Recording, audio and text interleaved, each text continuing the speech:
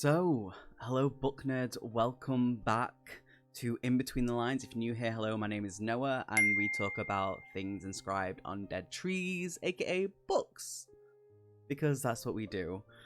Anyway, we've already started off with our Don't Die July with the horror booktube tag, and now we're going to start our reviews. So, we're going to be starting off with Ellie Jordan Ghost Trapper, written by J.L.Bryan. This was published in 2014. It's roughly 233 pages, and this is a paranormal horror. Now, this is a series. There is 18 books, I believe, in the series, with number 19 to come out early February 2024. And I've read a few of the books already, and I'm very excited about this, though I still need to reread some of them because we're going to be doing this as a whole series. Okay, so we're just going to dive straight into this. So story wise, so the story, we follow Ellie Jordan, who works for Eckhart Investigations, which is a paranormal, you know, kind of like what Ghost Adventures do sort of things, or TAPS from back in the day, that sort of thing. And so she is known as a paranormal detective slash paranormal exterminator, if you will. And basically, the Eckhart Investigations got a call from a family. I think they were called the Treadwell family. Basically, they've just moved into a mansion, and they're renovating it because they want to turn it into like a sort of hotel. Obviously, in most sort of cases, when things with renovating seems to come into a new place, things aren't going to plan. So they've basically rang up to be like, hey, strange things are happening. The mother and daughter are scared. The father, not so much, because that's what dads do. They are ignorant, blissfully, about certain things in life when it comes to these things, because they don't want to show that they're scared or anything like that. So Ellie basically goes to this home with her new colleague known as Stacy, who we can kind of call the comic relief character. She's a lovely character, and I do like her. So they go to the home to investigate, to make sure if the claims are true or false, before they then dive into the whole, do they need to get rid of the ghost, see what kind of ghost it is, and so on and so forth. Things kind of get creepy and dangerous, and it's all down if the Eckhart Investigations can actually help the poor family. And that is roughly the story of this book. So, like most of our reviews, we're going to go down to our 5-star system, which is characters, story / plot, world building, rereadability, and fun factor. So, let's dive into this. Character-wise, we have Calvin Eckhart, who owns the Eckhart Investigations. He's pretty much like a father figure for Ellie. For certain reasons, I'm not going to tell you why, because I need you to read the book, because it is a very good book. We then have Ellie Jordan, who is our main protagonist. We have Stacy Ray, who is the new colleague, and we also have someone who kind of comes in towards, I would say, 3/4 into the book, known as Jacob, which is our new guy. All the characters have their own little spice of life, their own personalities, their own fears, their own hobby, everything. It's pretty much done. They have their own way of talking as well, which is lovely. They feel like real people with how they react and deal to certain situations they are put in, which is really nice to see.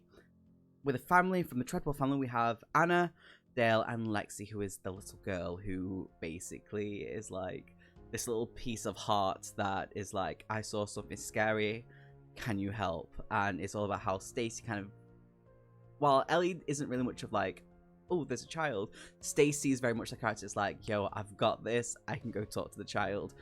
And it's very well done. All the, like, even like with Dale, Anna, and Lexi, they all have their own little spice of life, and it is beautiful. It's lovely. I appreciate the work that's gone into each individual character in this.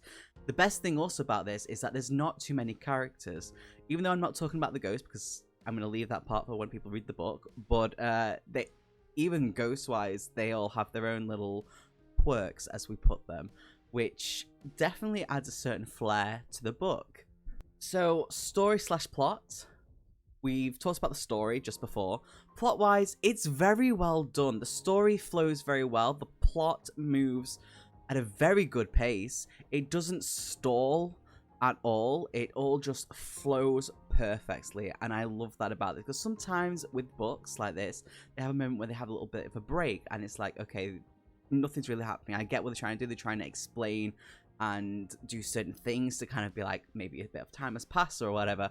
But no, with this, even if they're away from the house, it still flows, because they're still trying to work on things that is going to be helping the family and the investigation. So therefore, it just flows really easily. World building, it's America, you know, it doesn't really go into much. They describe a little bit on the travels how they're going into sort of like this open area where this house is set away from a lot of people and a lot of things, but that's really all you get from that. And that's a good thing and a bad thing, because good thing because it's just moving the story along, which is very good, and I love that, but also a little bit on the sad thing, because like I kind of want to understand a little bit more about where everything is set and how everything kind of connects with this house. So it does leave a little bit wanting in that, but it's not too much of a bad thing. Rereadability, absolutely. I've read this book numerous times. I enjoy it.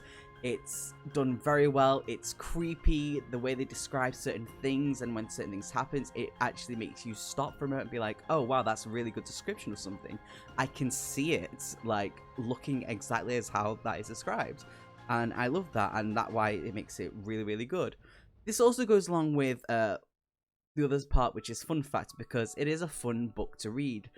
Stacy is a character. She adds that kind of comic relief a little bit, which, you know, we all have that friend who is like that, and especially in books, we still need that sort of person in our life.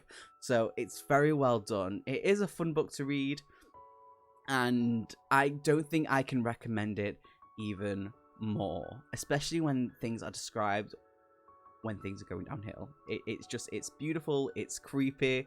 The story, it makes sense, how everything just fits and clicks together.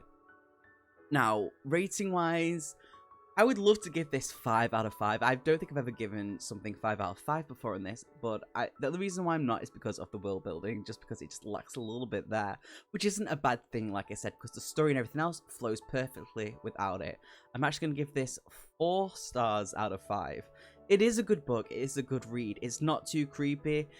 Young people could read this, but they might be freaked out by certain things that are described in it, like maybe a certain way that a ghost is, or if, let's say for example, some ghosts, when they die, how is the best way to put this? If they are addicted to drugs, they will be the ghost could be, let's say, licking shards of glass off a floor, thinking it is a drug that it was hooked onto.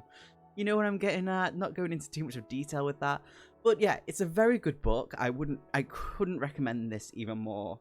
Very well written, fun to read, creepy factor absolutely. Plus it's got that paranormal stuff that I kind of love to delve into. And just good writing in general. If you have read this book, or if you read anything very similar to this, let me know. I would love to hear about it. Don't be strangers at all. Any links to anything like Discord is down below.